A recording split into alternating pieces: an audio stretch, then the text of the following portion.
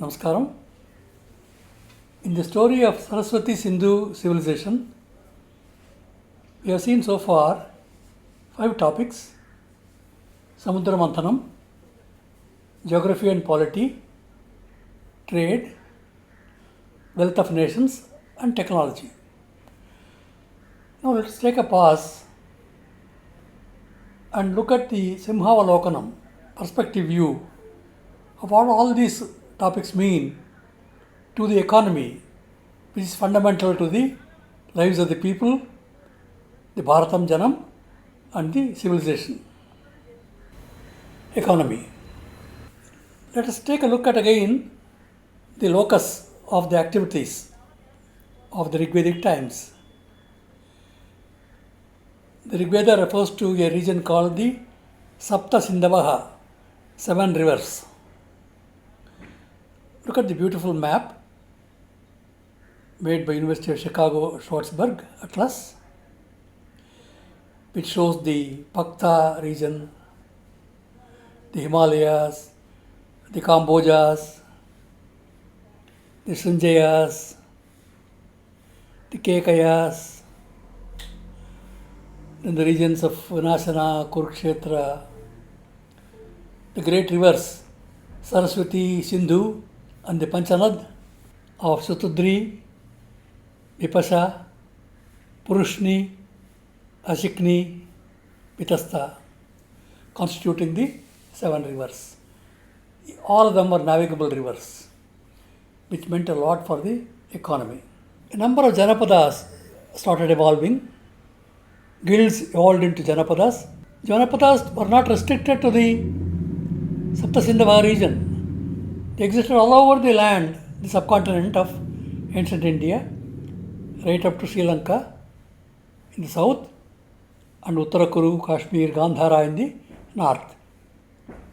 Then the Saurashtra in the west, and Kamakshya beyond Vanga, Bangladesh, Bengal on the east.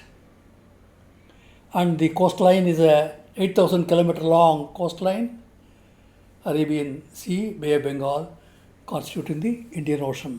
Janapadas that enlarge into 16 Mahajanapadas. So the Bharatam Janam, referred to by Vishwamitra in the Rigveda 3.53.12, refer to the people who had constituted themselves as guilds and evolved themselves into a social organization called the Janapada Republics, and further united, pulled their resources together to become Mahajanapadas by about the 6th century before Common Era. It's a very beautiful map, which can be seen in very great detail, listing the Savira, the Sahyadri mountains, and the Himavat, the Kashmir, and Gandhara, and Uttarakuru. The community of people evolved into the pre-Mauryan age of Bharatam, the Magadha and the Maurya groupings, as seen in this map. The Magadhan Empire of South Asia is coterminous with the Achaemenid hegemony of about 560 before Common Era. The Achaemenid Empire was to the west of Sindhu River. The Magadhan Empire was to the east of the Sindhu River, and the Sapta Sindhu region included.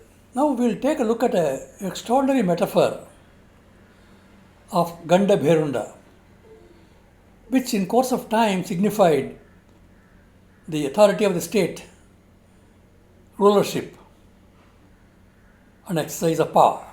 This Ganda Bherunda tradition dates back to the Rigvedic times. It's a continuum of Bharanda Sama, which is based on the Rigveda Richa 1.94.1. This Richa and the Bharanda Sama are a veneration of the metalwork expertise of the artisans who created the wealth of a nation. Bharanda Sama. It's sung in extraordinary veneration, again referring to the Bharanda, the metalwork artisan.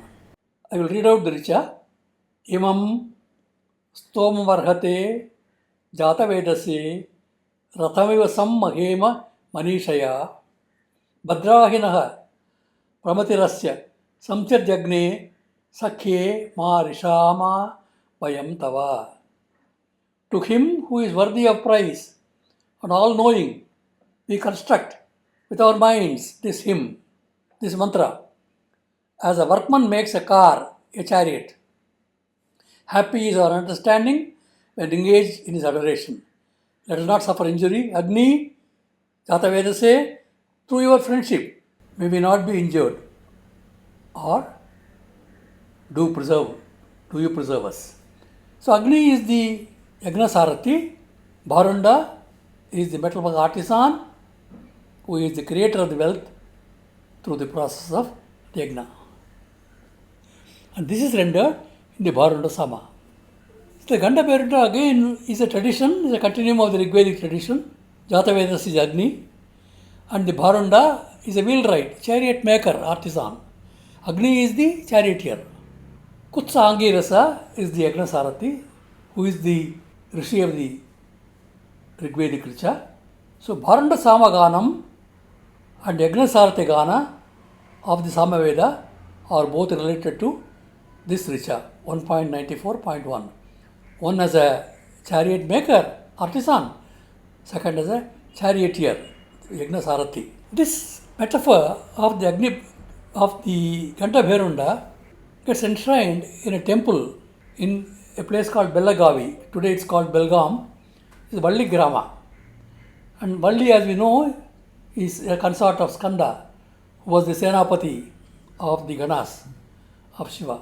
So the Ganda Bherunda tradition is related to the work of armorers, weapon keepers, the armory controlled by the Arubadai Vidu of Subramanya, Kartikeya, Skanda.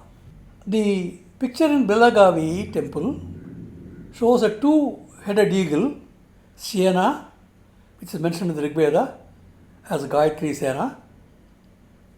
And this is so powerful that could lift up with its talons an elephant and a lion, and by its beaks so strong they could lift up two lions. Ganda Bherunda. This has got variety of Meluhha pronunciation variations. Ganda Bhera, Ganda Bhairava, Ganda Bhairi, Bharunda, Bharanda. So in the Tippani of the Rigveda, which are Bharanda Sama, Bha, Samgharanaya, Vikalpamasti. There are two alternative renderings of the chant. Bharanda Samasya, Dvi Patantaraha, two variant pronunciations. One is Bharanda, and is Bharanda. Evam Dravyanam api Mulyoni Ayam Richa Asti. Evam Somamarghate Jatavedase Ratamiva Masam Mahema Manishaya is the Rigveda Richa. So the entire metaphor is rendered into sculpture as an anthropomorph, Manishaya.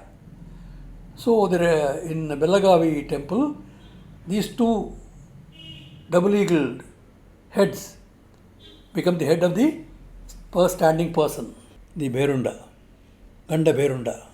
This Ganda Bherunda tradition is so related to the authority of the state, it gets adopted as the state emblem all over Europe, across Eurasia, and in Bharatam.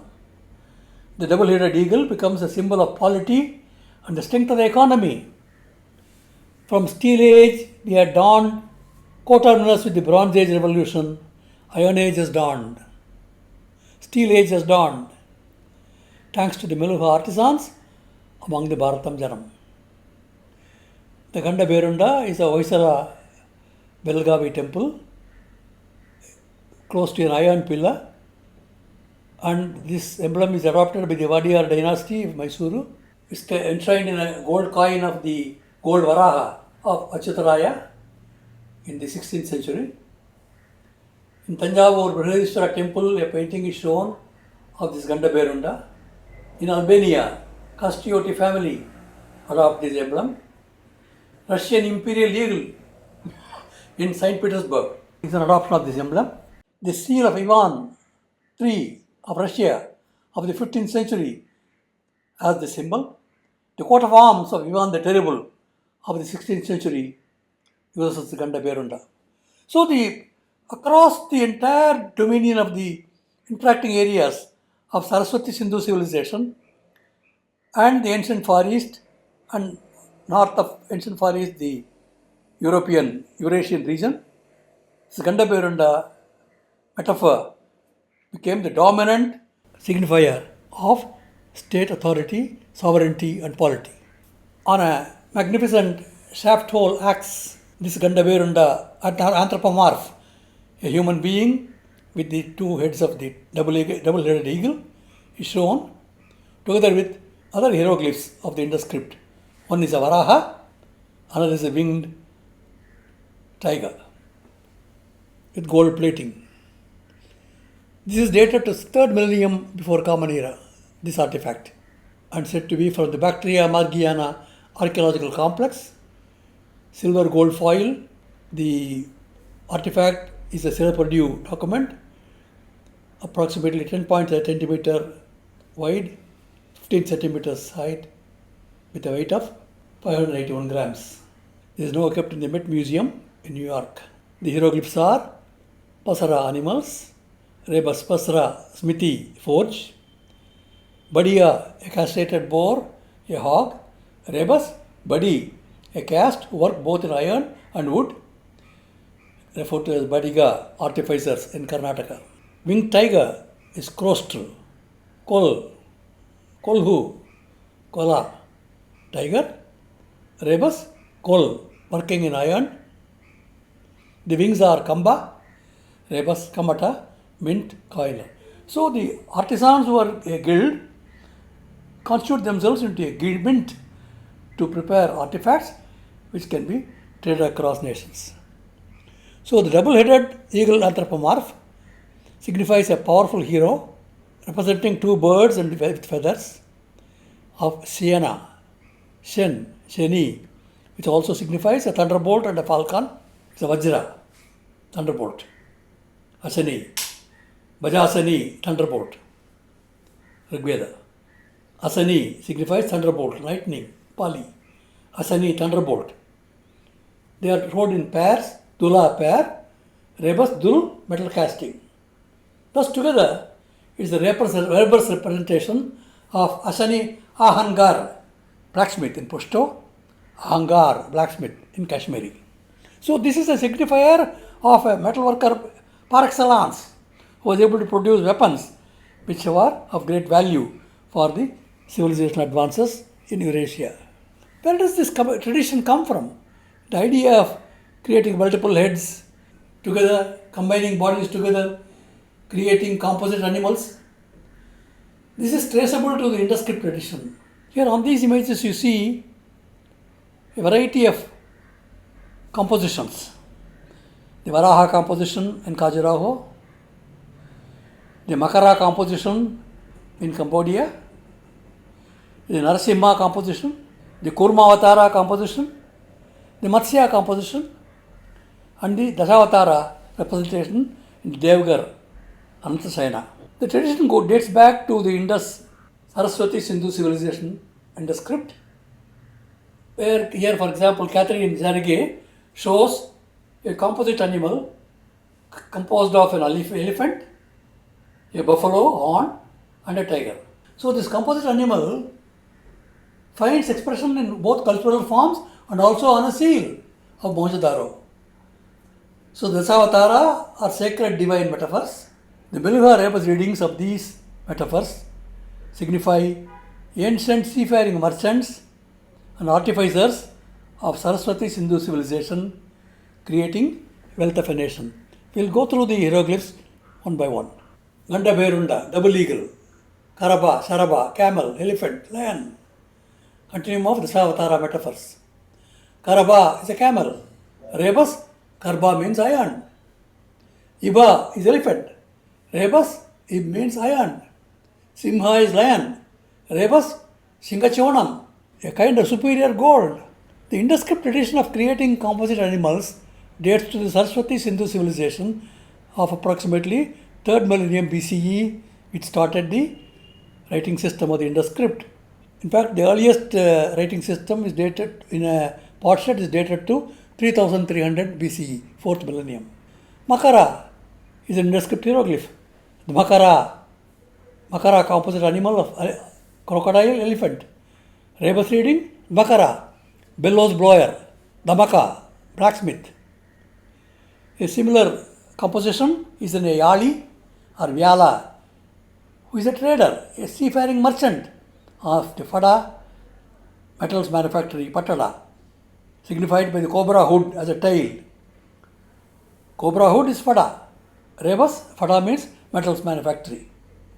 And is attached to a human face, Muh face, Muh ingot, on the Mohenjo-daro seal. So the Fada cobra hood, Fada metals manufactory, the Muh face, the Panja Falain pass, Rebus Panja kiln, furnace smelter, Kola tiger, coal working in iron, Kolhe smelter, Iba elephant, Iba iron, Dhatu scarf, Dhatu mineral ore, high horns of the zebu, Pola, zebu bos indicus, Rebus, Pola, magnetite ferrite ore, front legs of a bull, Balad Bharat, bull, Rebus, Bharad, Bharata, Baran, mixed alloy of 5 copper, 4 zinc, 1 tin. They are both in Punjabi and Marathi languages. There is a wheel that is shown in the text message of the Mohenjo-daro seal showing this composite animal. Sark is the wheel. It's a wheeled carriage. In the Pushto language, Sark means a wheel. Rebus, Arkasal, goldsmith workshop, working in copper and gold, Eraka, metal infusion. That's why it becomes Ganda Berunda. Now let us take a look at a series of hieroglyphs of the Indus script. Here is a Kot Digi shard from a burial vessel and a Kalibangan seal which shows a ficus leaf on top of a mountain range of 3 peaks. Lova is a ficus glumerata religiosa. Rebus, low, copper, metal. Dang is a mountain ridge. Dangar is a blacksmith. Damgar is a merchant in Akkadian. Here is a Kot Digi shard from a burial vessel and a seal from Kalibangan with ficus glomerata, ficus religiosa. Red robus as lova. Rebus is low, copper. Mountain range of 3 peaks. Dang, mountain ridge. Rebus, Dangar, blacksmith. Maithili, Damgar, merchant in Akkadian. So he is representing a worker with copper and metal and also a trader in these metal artifacts. Similar seal related to 7 leaves of ficus glomerata on a Harappa tablet, petioles of leaves, dhatu, mineral, spokes, aram, ara, rebus, ara, brass, arakota, arca, sun's rays, arca, copper, gold. So that becomes a very dominant symbol in the earliest punchmark coin that is dated approximately 6th century before Common Era. It's called a silver bent bar showing the fig leaf, which can also be read as Kamatkom fig leaf, Kamarmata, Kamatkom, Kamata, coinage, mint, Kamatam, coinage, mint, Kamatia, coiner, Kambata, coiner, coinage, coining a stamp, using a die. There is also a seal which shows the sun's rays, Arca. And this becomes such a dominant symbol, it becomes represented in the Indus script corpora as a sign of spoked wheels of a potter's wheel. The tradition on the punchmark coins is related to the Indus script inscriptions. C.L. Fabry, a great historian, in 1935 wrote an article in the Journal of the Royal Asiatic Society, pointed this out on 4 tables, which can be seen. K.K. Taplial in his studies in ancient Indian seals, found that many Indian seals from the 3rd century before Common Era to 7th century Common Era also portray animals. These signify animals with an inscription above the animal, just as in the case of the Indus script corpora. So the tradition continues in the mints, the Indus script writing tradition. Again, let us review how the Bronze Age evolution occurred when the tin bronzes replaced the scarce arsenical bronzes, sometime about the 4th millennium before Common Era. Here is a page from the London News, published by John Marshall, the archaeologist of the Mohenjo-daro excavations in the first instance, which shows the products of metalware from Chandhudaro. He calls Chandhudaro the Sheffield of ancient India, the pioneering town which produced magnificent artifacts made of metal. There is also a picture of a pectoral which could have been infused in a gold encasement of a one-horned young bull in front of a standard device with an overflowing pot, which shows Lokhanda, overflowing pot, Lokhanda metalware. So the Sangada is the lathe in front of the animal, one-horned young bull. Sangara means refers to trade. Sangara also refers to a catamaran. The young bull is Konda. Konda is a turner. Konda is a fire trench with live coal. Agnikunda is the pronunciation variant. This was celebrated in a London News proclamation. Again, let us take a deeper look at the metalware from Chandhudaro and the exquisite artifacts that have been produced using these alloys of tin bronzes and tin brass and zinc brasses. Now we get a great symbol called the rim of a jar, which is the most frequently occurring sign in the Indus script corpora. We see a copper tablet with 3 signs, which occurs on about 16 artifacts of the same kind, multiplied. Karnaka, Kanka is the rim of a jar. Kanda Kanka is the rim of a jar. Kanda is a jar. Karnika is an accountant. Karnaka is a helmsman. Karani is a supercargo, responsible for the cargo loaded onto the seafaring vessel, cargo vessel. On the copper tablet, there is a very vivid sign of the spine, spinal cord. Barado, spine, backbone, Tulu. Rebus, Baran, Bharata, mixed alloy, 5 copper, 4 zinc, 1 tin, both in Punjabi and Marathi. And a sign of 4 short strokes will be shown in some seals. Ganda is 4, Kand is fire arter. Kanda is equipment. Thus the sign 48, which signifies a spine, reads Bharat Kand, fire altar. Furnace for mixed alloy called Bharata, copper, zinc, tin alloy. Another variant reading is Karanda, is a bone shaped like a bamboo. Karada, hard alloy. Oval shaped bun ingot refers to a muh face, muh ingot. And there is a notch attached to this. Khanda refers to implements. Khanda notch, Khanda implements. Another very frequently occurring sign in even front of wild animals is a feeding trough. Pattar is a feeding trough. Pattar, Battudu is a guild title of goldsmiths.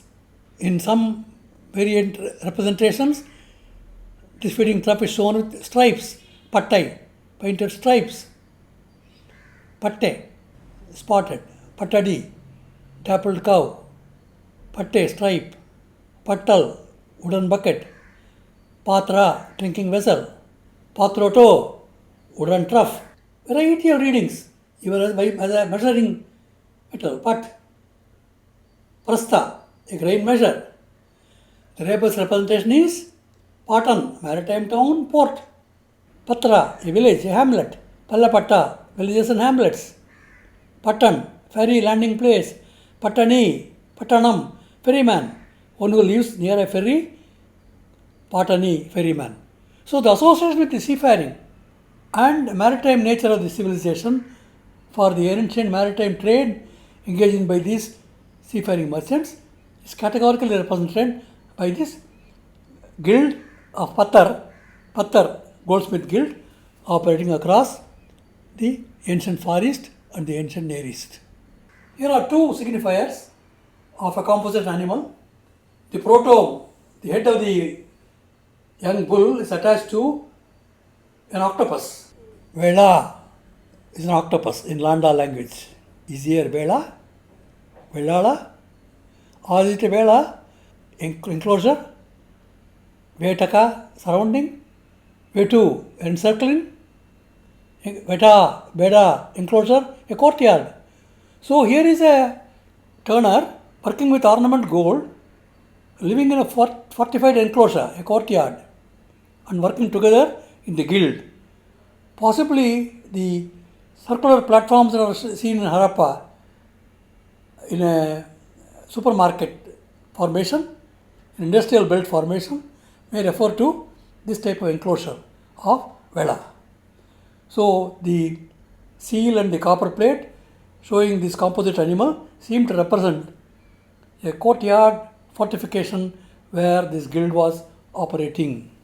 Here again is a deeper look at the rim of the jar. Karnaka is a prominence of handle or projection on the side or sides of a vessel. Rigveda. Karna, the handle or ear of a vessel. Rigveda. Kanka, rim of a vessel, brow of a hill. Kanda Kanka, rim of a water pot. Kanki, rim of a vessel. Kanka, rim of a vessel. So the rim is the identifier. So Kanka, Karnaka is an accountant, a scribe who is recording and documenting the transactions that are taking place in the guild in the fortified area. It is also another remarkable hieroglyph of a squirrel. Asco Porpola has very clearly identified this symbol as a squirrel, palm squirrel, which is shown on this photograph. This squirrel signifies a Shreshti Kara. Rebus reading is Shreshtin Kar. Shreshtin, a guild master of blacksmiths. The Shreshtin is a word as a guild master occurs in Aitareya Brahmana. Shreshtin Kar is the squirrel. And this becomes such an important symbol that in one of the longest inscriptions of the civilization, Indus script corpora, this guild master records a string of catalogues of the metalwork done by his guild. Now let us take a look at the geographical framework which made this tin bronze evolution possible. This is a map produced by the United States Geological Survey showing the tin belts of the world. See the red dots on the world map, east of India, ancient India, east on the Far East area of Burma, Laos, Vietnam, Cambodia, Thailand. It is the largest tin belt of the globe. You know how is the tin formed as a cassiterite ore? The great Himalayan rivers of Mekong, Irrawaddy, Salween grind down the granite rocks on their paths and create these placer deposits. They are found in abundant measure in this tin belt area as recorded on these survey maps. In Indonesia, tin is mined in Bangka Island. It's called the Tin Isle of the southeastern coast of Sumatra. Mining pits are seen in landscape and there is a pit and mine. So this was the largest supplier of tin, and I posit a hypothesis that this tin was the source for the tin bronze evolution in Eurasia of the 4th millennium BCE, which replaced the arsenical bronzes which were in short supply. In almost all the sites of the civilization, there is a citadel and a lower town, a citadel where all this coordinating work takes place. And this courtyard has ratios in space which have been identified in some sites of the civilization. A perfect 5:4 ratio for the entire city, a 76 ratio for the middle town, and a 94 ratio for city's length in the middle in relation to the length of the town. These ratios in space are well recognized and documented related to Dholavira, Mohenjo-daro. There is some kind of a consistency that across distances, civilization was able to maintain some kind of a standard which was followed with uniformity. The patterns of niches at Perak are comparable to the patterns of niches seen even today in Hindu quarters. Tin. The tin resource, after it's obtained from the tin belt, consolidated as tin ingots weighing about 15 kilograms each. 3 such tin ingots were found in a shipwreck in Haifa, in Israel. We do not know the exact date of the shipwreck, maybe 1500 BCE or earlier. But surprise, these 3 tin ingots have Indus script hieroglyphs, categorical. I have mentioned this in the Indo-Judaic journal, which has published my monograph. There are 4 distinct symbols. One is an antelope, ranku, and ranku also is signified by a liquid measure. Ranku, antelope, ranku, liquid measure. Then there is XX, it's a cross, dhatu, cross, dhatu mineral ore. And there is, in one of the ingots, there is a face. Muh is a face, muh is an ingot.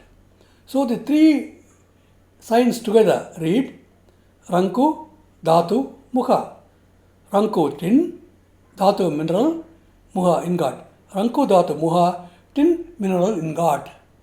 This is what is being communicated in these 3 tin ingots, which have been transported by seafaring merchants in an ancient maritime tin route, which ranged from Hanoi in Vietnam to Haifa in Israel. I am referring to ancient Far East as the important source for tin in the context of their use of Indus script hieroglyphs on Dongsan bronze drums.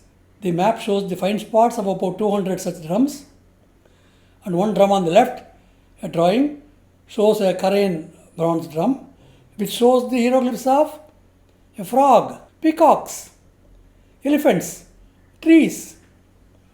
They are all Indus script hieroglyphs. Karaba, Iba, elephant. Rebus, Karba, iron, Ib, iron. Mukha, frog. Muh, ingot. Muha, quantity of metal taken out of the furnace. Maraka, peacock. Rebus, Maraka, kaloha, calcining metal, copper alloy. And there is also a hieroglyph of a crane. Kanga. Kanga also means a comb, combing. Kang. Rebus. Kang is a brazier, a fireplace. The one-horned young bull is so significant that the singin, the one horn, the forward thrusting spiny horn of the konda, the young bull, singin, this horn represents singi, which means ornament gold. Kunda is fine gold, singin is ornament gold. Kunda singi is working with ornament gold, is also working with fine gold. The 3 long linear strokes indicate kolmo, kolom, 3, rebus, kolimi, smithy, forge. Is working in a smorge. So this becomes so dominant that on the earliest gold coin, electrum coin of Lydia, this one-horned young bull is shown in opposition to the simha, lion. You have seen that Singa is lion, Singa Chonam is superior gold, whereas this one-horned young bull with its singin represents ornament gold. So there was a contest between the one-horned young bull and the lion, contest between the ornament gold and the fine gold, which was being worked on as tradable commodities. So this sets the framework for the evolution of the gold standard in handling financial transactions. While gold became a medium of exchange in terms of its value, a gold coin was created around 6th century before Common Era, electrum coin, and later the gold standard evolves. So the gold is worked on by the Gana. In the Gana are dancers, which include Varaha and Varahi, and also Ganesha. Ganesha represents the iron worker, Iva, elephant, Ib, iron. Varaha represents woodworker, iron worker, working in iron, Badiga, artificer, trader. So they are traders in iron and woodwork. And the young dwarfs are the Karva, rebus, curb, iron. This Varaha appears in Kiradi excavation recently. This Varaha is venerated as a divinity in Khajuraho, and the entire body is sculpted with the devas and rishis, artisans from the Sarasvati Civilization. Under the chashala of this Varaha, or the snout of the Varaha, is shown Saraswati carrying a veena. Breathtaking symbols. Why is Saraswati shown on the chashala? What is chashala? Chashala is another meaning, a rebus meaning of a wheat shaft ring kept on top of a yupa, set on fire to yield angara, carbon element, to be infused into the molten metal to convert iron into steel.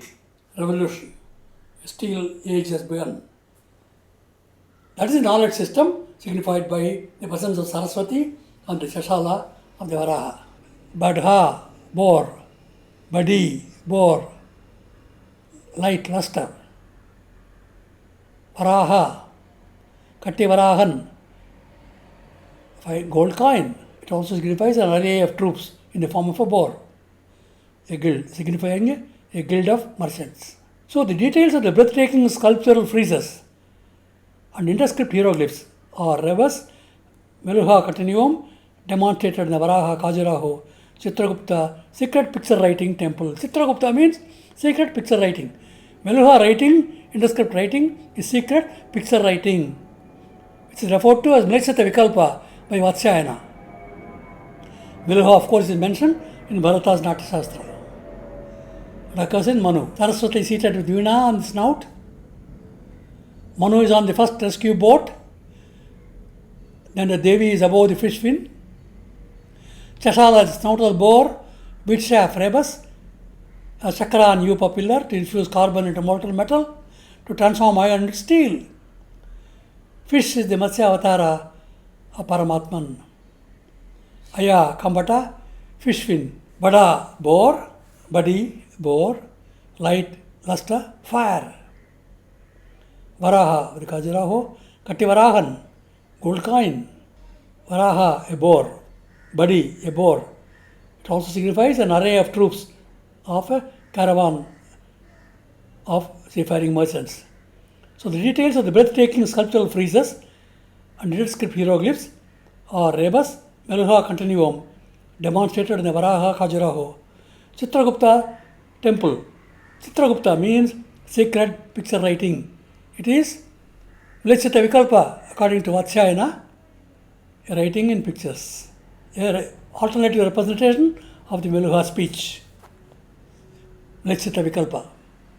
Of course, he refers to two other arts related to language. Akshara Mustika Katanam, Desha Bhasha Jnanam. There is a representation through mudras of finger and wrist, and Desha Bhasha Jnanam, knowledge of the dialects of the Desha, of the nation. With a variety of dialects. They constitute the Meluhha India Spragbund, Bharatiya Spragbund, language union. Saraswati seated on a veena on the snout. Manu is on the fish rescue boat. Devi is above the fish fin. Chashala, snout of the boar, is rebus wheat shaft. Chashala has chakra and yupa pillar to infuse carbon into molten metal after the fire. Entire yupa is set on fire. It's a fiery skamba. Fish is the Matsya Avatara of the Paramatman. Aya Kambata, fish fin. Rebus, Aya Kamata, alloy, metal mint. Varahi, the earth Shakti of the Vishnu in the form of a boar, is the Vishnu Avatara. That is the literary metaphor. The hieroglyph is again Badi, boar. Rebus, Badiga, artificer, working in wood and iron. Atop the front leg of the Varaha is a composite animal of the crocodile, fish, elephant, trunk and leg, Makara. Rebus, Makara, Damaka, bellows blower, blacksmith. Damaka, a blower, blacksmith. as blowing the forge, according to Onadi Sutra, and endorsed by Sayana. This is the message of the civilization on this Khajuraho magnificent monument with over 700 sculptural friezes of Devatas.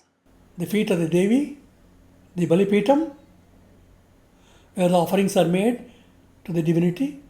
The Kiradi produces a cornelian ring of this Badiya, castrated bear, Badi, a group of people who work in iron and wood. Badiga, an artificer, artisan, works with wood and iron. Barahamul in Srinagar gets the name from Baraha, a town in the western of the Kashmir Valley. So the pronunciation variants of the Boer indicate how the Indian Spraakbund speech union was formed as a linguistic area where people from different language families get together and absorb features from one another and make them their own. Meluhha is born. Meluhha language is born, which is a language in which Vidura and Yudhishthira converse in the Jatagruha Parva, the wax palace Parva of the Mahabharata, where Duryodhana tries to burn up the Pandavas in that lac palace, Jatagruha. This is the picture of the Kiradi cornelian ring. Cornelian comes from Gujarat. Meluhha is the language used in the conversation between Vidura and Yudhishthira in the Jatagruha Parva. Jatagruha is the wax palace which Duryodhana engineers to destroy the Pandavas. So Vidura informs about the diabolical plan of Duryodhana to Yudhishthira in Meluhha language. Meluhha is very frequently referred to in the Mahabharata as a reference to the people of Bharatam Janam from a variety of number of places all over India, all the Dvipas were filled with Meluhhas everywhere. They are the artificers, the people of the civilization. Bharatam Janam, referred to by Vishwamitra. Bharata, as we know, represents a mixed alloy in both Punjabi and Marathi. This seal, carnelian ring, is found in Kiradi, in South India, Shivaganga, Tamaraparani. This carnelian is obtained from Gujarat. So obviously he is a trader who obtained it from Gujarat. He is a Badiga, he is an artificer. Badigayava, Badigya, Badige in Karnataka, Kannada. Another place in Tamil Nadu called Kodumala has also evidenced working in iron and steel with iron and steel furnaces and iron artifacts. They are approximately dated to 500 before Common Era. Obviously, the people who have got a Kodumanal are people who have come from the Sarasvati Civilization area, possibly from Gujarat, as mentioned in the Sangam literature, Purananuru. Gundestrup cauldron also shows a seated person in penance comparable to the sitting posture of the seated person on Mohenjo-daro seal M304. So the wheeled vehicles, the sarka is a term that spreads all over Europe as a Proto-Indo-European term related to wheels, ratha. Sarka, potter's wheel. Arka, copper and gold. Arka, sun's rays. Metathis is chakra, wheel. Arkashala, goldsmith workshop.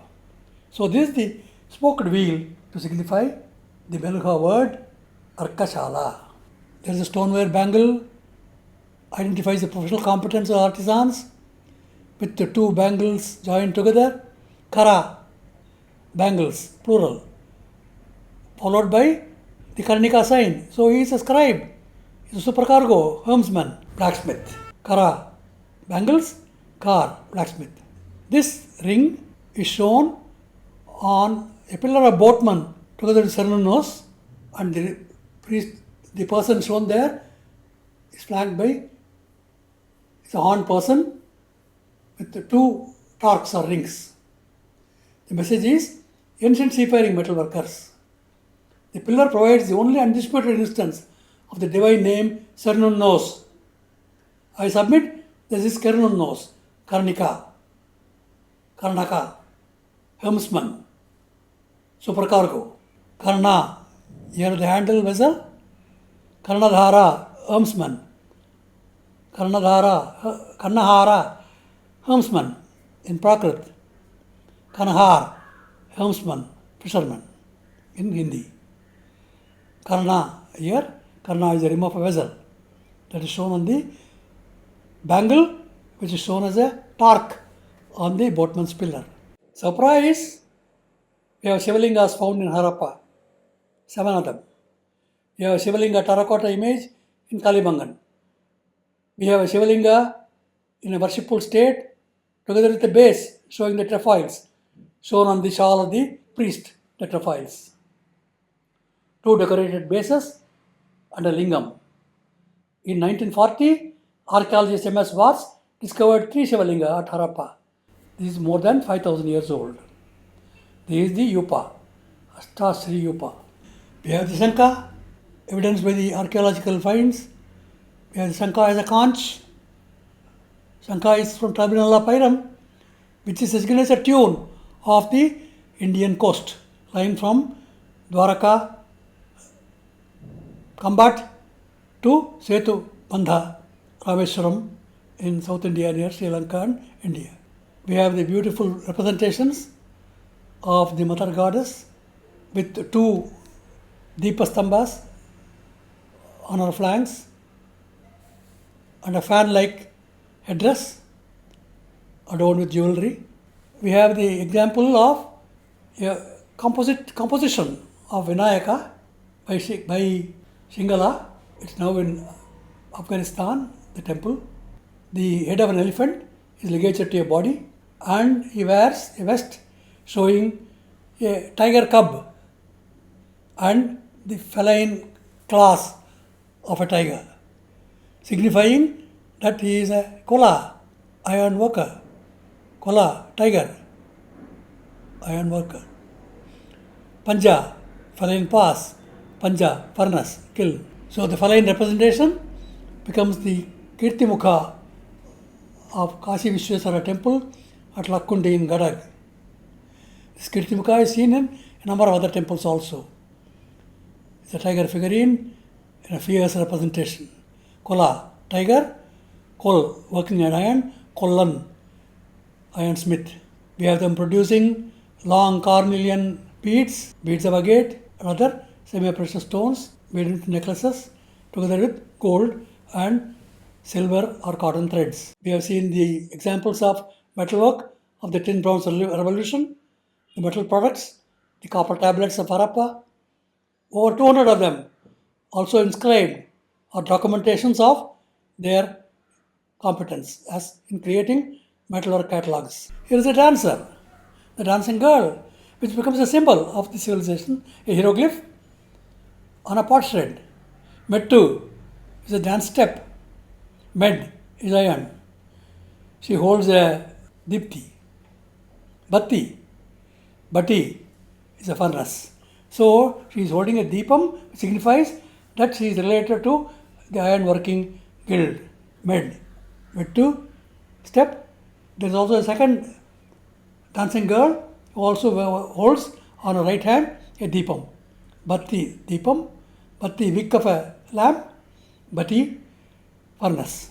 She also wears a very beautiful anklet on a bronze foot. They are all proclamations, Utsava Bera, by the artisans of their metallurgical competence. And she wears bangles all over right up to the shoulders. We have the evidence of bronze chariot box from Sanhudaro, comparable to the chariot box shown on the Sumer chariots on the Sumer standard. We have seen the copper tablets with tablets in bas relief inscribed with Indus script. We have seen the arrowheads. We have seen a rim of a jar with a lid, which also is an Indus script hieroglyph. We have a tablet which shows a rim of a jar with a lid on top next to the tiger. The lid on top is Dhaka. Dhaka means a blazing bright metal. Karnaka. So the Karnaka, the scribe, is documenting the blazing metal artifacts produced by this civilization. The tiger is looking back, Kramara, look back, Kamar, blacksmith. And there is a spy seated on top of the branch of a tree. Tree is Kuti, Kuti is a smelter, Heraka is a spy, Heraka is metal infusion. So, Kola working in iron, Heraka metal infusion, working with metal infusion of iron to create metal artifacts, and Seropadu technique being used for producing even sculptures. So there are two people holding uprooted trees being held back with stretched hands by a person. Is also seen in a number of other seals. Stretch, card, reference to ironstone card. Erga is cultivation by uprooting trees. Eraka, metal infusion. Metal infusion of corn stone, iron stone. This is what the message on the 3 tablets with identical narratives signifies, together with the endless knot motif. Endless knot motif is Meda, twist, curl, Meda, Yagna, Meda, Dhanam, Med, iron.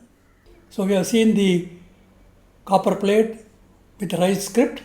Kar is a spine, Kar is a blacksmith. We have seen Kar also means a Barado, Bharata, Karanda or Karada, Haldoloi.